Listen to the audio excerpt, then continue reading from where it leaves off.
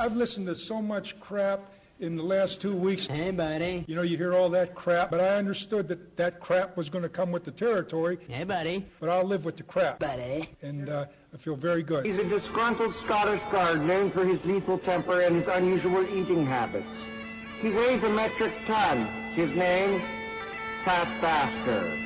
One of the things, Mike, that's been pointed out over the course of today and last night after the game is that you seemed resigned to the fate after the game, that there wasn't much fire in you, and you sort of stood up before the media and said, well, you know, this is the way it is. Are you resigned to this fate? You're the same guy that wrote about me when I did have the fire, that was the wrong thing to do. So who you crapping? Well, I'm just asking. Don't crap me now. No. Tell me sweet little lies.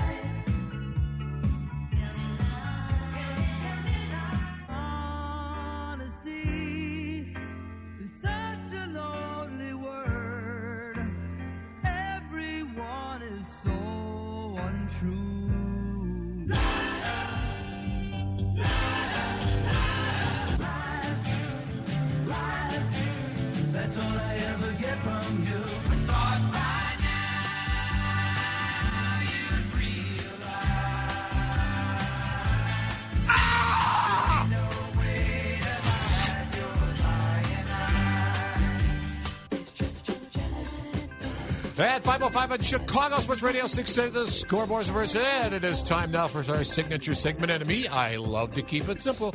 Limit it to something someone said, not something someone did. Let's get started with Gary in Evanston on who you crapping on the score. Hi, guys. The Cartwrights deserve a lot of credit for never hazing their new ranch hands. Right. That's not true. That's not true. Well, they're very nice to them. Yeah, that's what yeah, in that era they were, yeah.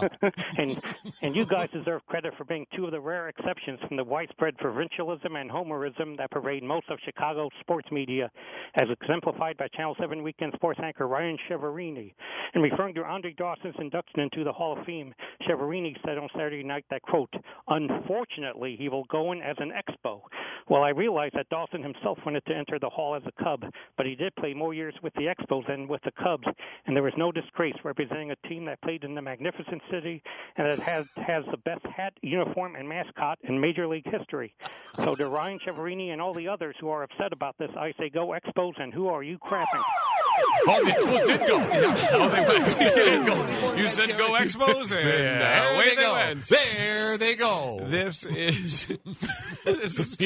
I love Gary. I know. I can't help it. It's a thing. Stonecutter says this goes out to decrepit baseball fossil Dave Van Dyke. At the end of his Wednesday segment with my guys. Mully and Hanley, the boys asked Van Dyke if it were up to him, would he make a move to add a bat like Adam Dunn?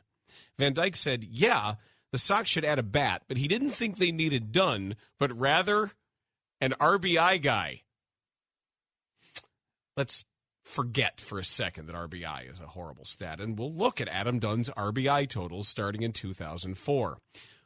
102, 101, 92, 106, 100, 105. And this year, he's on pace for 102 on a team ranked 19th in the majors in on-base percentage. So basically, Van Dyke wants a player who can produce RBIs, but he doesn't want one who's any good at it.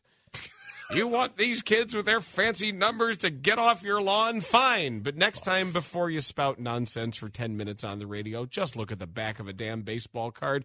2 thoughts for Dave Van Dyke. 1, Matlock! And 2, who you crap? Man, baseball fossil. That's not right. Wow. That's just not right. That's just mean. That's okay. This is the segment for that. Doug and Palatine, you're on Who You Crapping on the Score. Hey, guys, this one goes to Mully, who on Monday made the statement that on defense, a sack is as important as anything else. And I would think that interception for touchdown or a fumble recovery would probably mean more, unless he's talking about a sack that holds the cojones known as a scrotum. Really? And I would ask him, who are you crap? Okay. I'm not saying anything. I'm leaving that one alone. Thank you. I'm leaving it alone. Glenn says this goes out to defense attorney and bloviator extraordinaire Sam Adam Jr. Oh, good. For his dramatic statement that he would risk being jailed for criminal contempt to tell the jury at the Blagojevich trial that the government failed to call all their planned witnesses. Why was Sam so publicly willing to throw himself to the imaginary lions? Because he wants the jury to infer that the government didn't call these witnesses because their testimony would have harmed the government's case. Hey, Sam, if that's what you really believed, why didn't you call those witnesses and present this supposedly damning testimony yourself? You had the power to do so. And by the way, Sam, guess who else didn't call all the witnesses they said they were going to call? Remember when you told the jury that once your client got to tell his side of the story that he'd be vindicated? They're still waiting, Sam. I don't suppose you'd want the government to tell the jury to draw a negative inference from your client's failure to testify. After all, it would violate his constitutional right to defend himself by trying to distract the jury with theatrics. Sam, I know our entire criminal justice system is designed to prevent the conviction of the innocent, but that doesn't mean that you have carte blanche to try whatever deceitful tactic you can think of to get your client off. I know you're busy patting yourself on the back with one hand while That they're doing. frantically trying to call Conrad Black with the other. But who you crappin'? That they're doing. Ben in Downers Grove, you are on Who You Crappin' on the Score.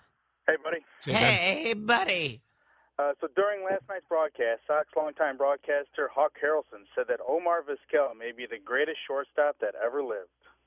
What? I think having Moose remind you of your very, very near mortality caused you to lose some baseball intelligence. Hawk, I wish you could have called into Bernstein yesterday to tell Dan about Omar in the middle of his Juan Pierre Hall of Fame speech. If you'll only to hear Bernie scream at you, to have you yell back, you have to be bleeping me.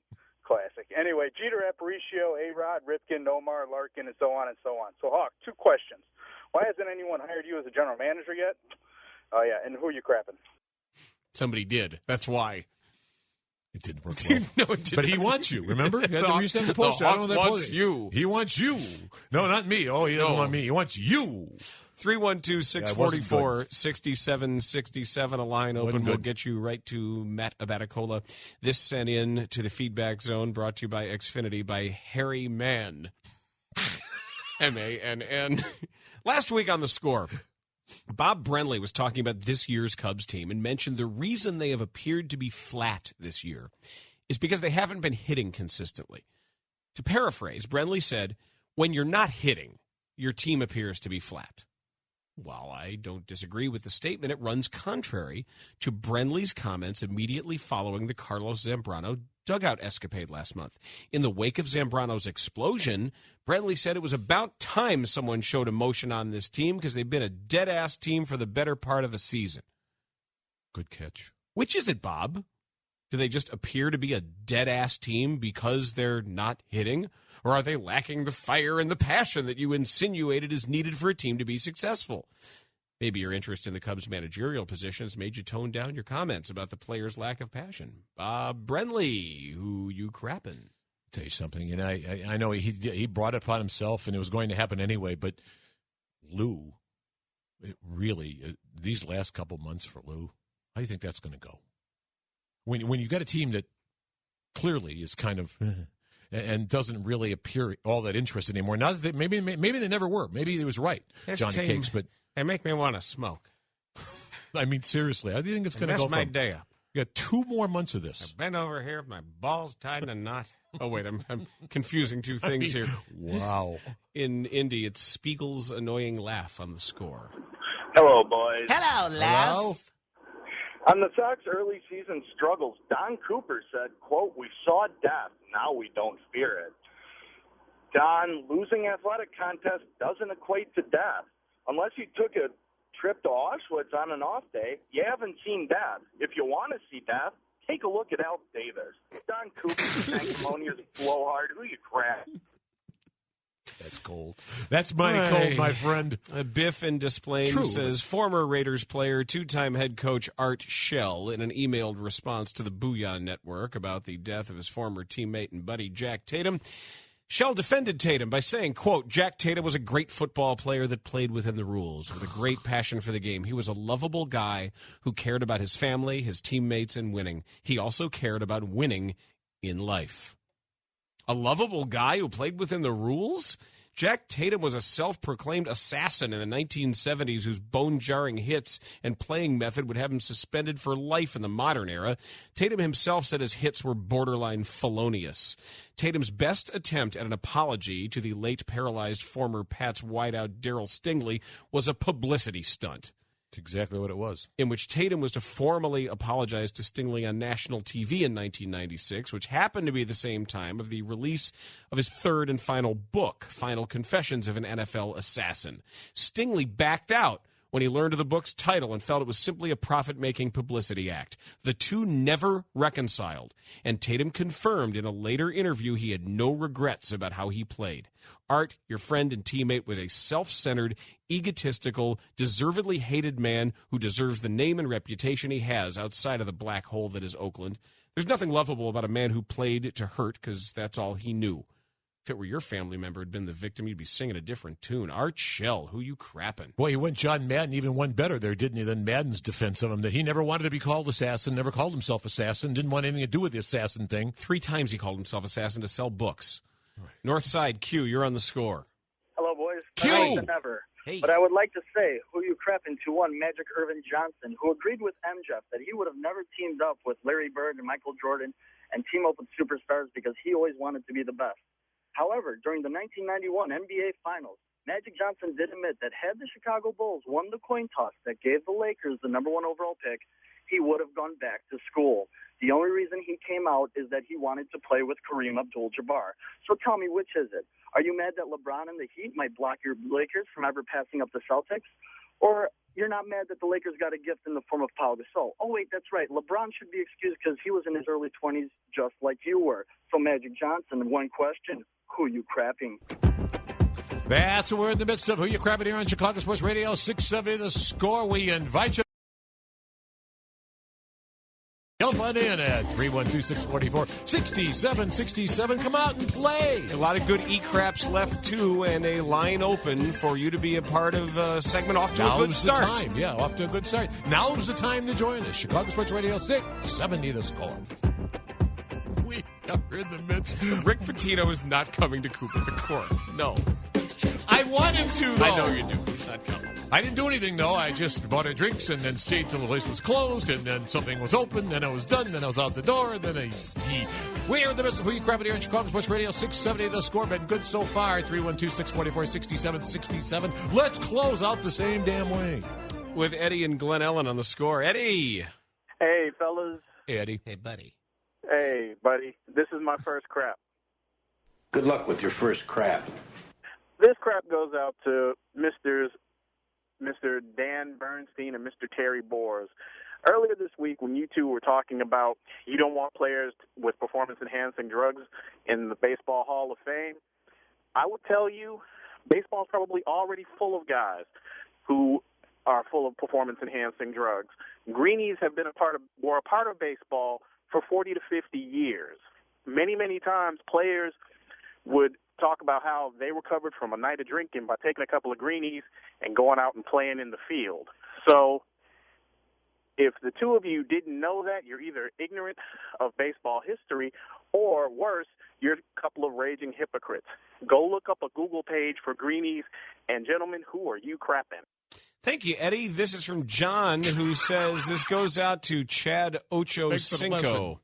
In an interview on the Booyah Network after fellow egomaniac Terrell Owens signed with the team of Misfits, he said, T.O.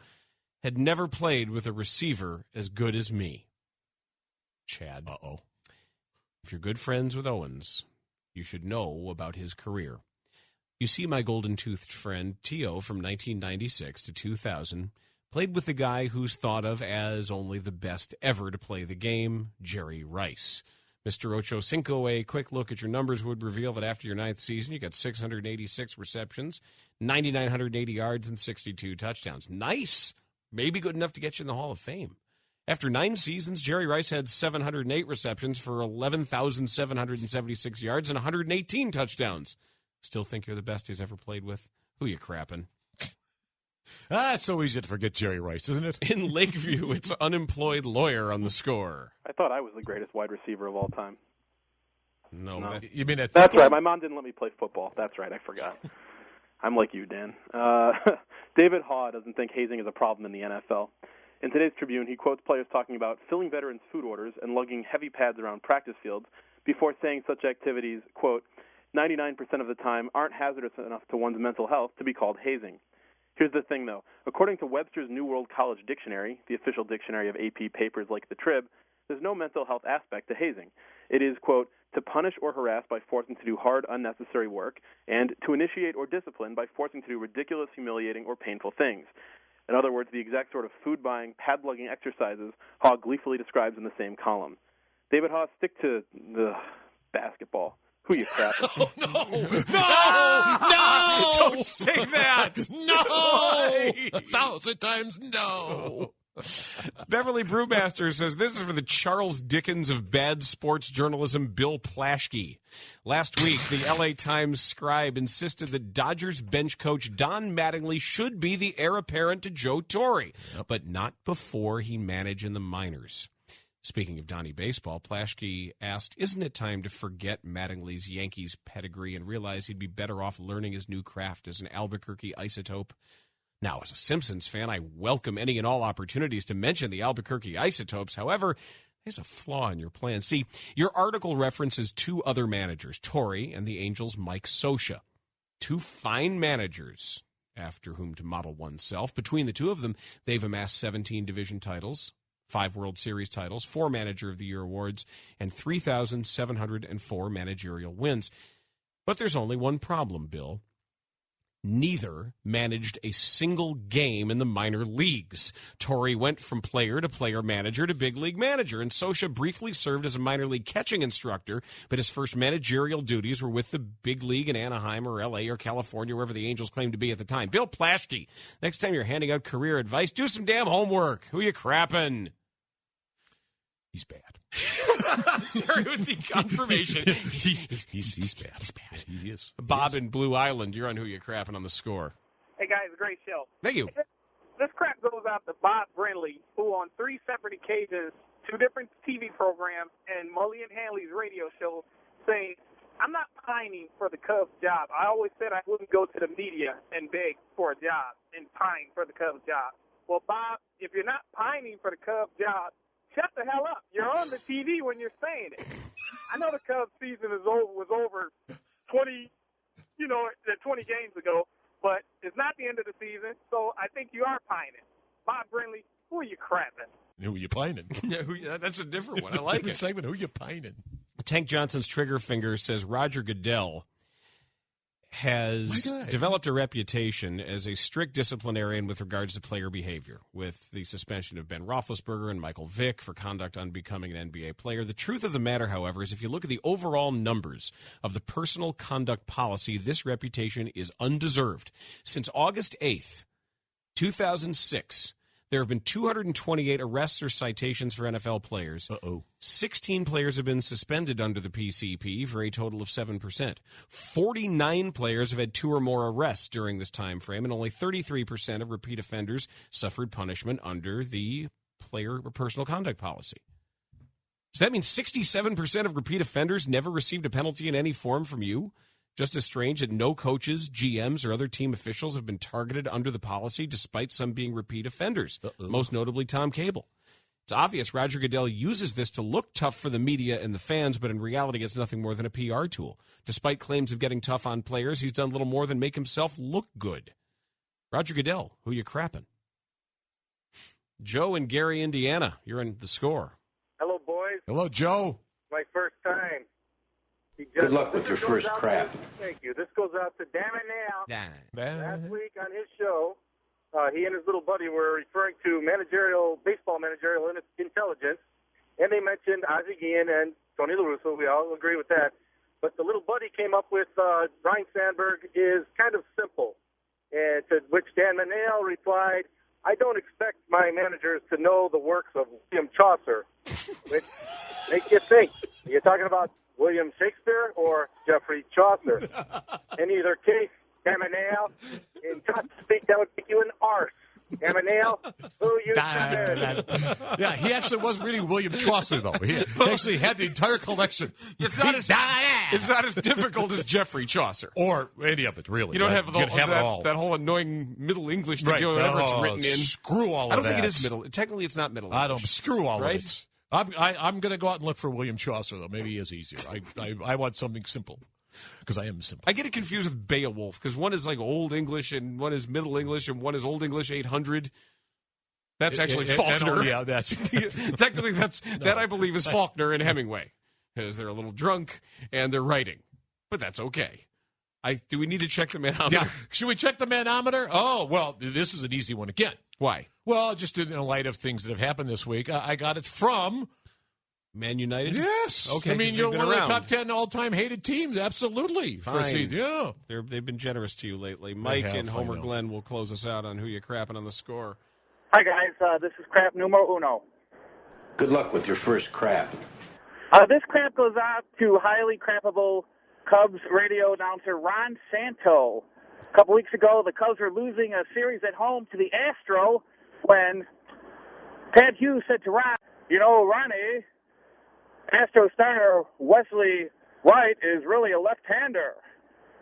When Ron replied, "Well, you know what, Pat? Maybe his parents should have named him Wesley Left." Ron, I know you've got a few kids of your own, and I sincerely doubt that you changed their last name to, for their character. Sorry, I blew it there at the end. But anyway, Ron Santo, I love you, brother, but you don't have a leg to stand on. Who are you crapping?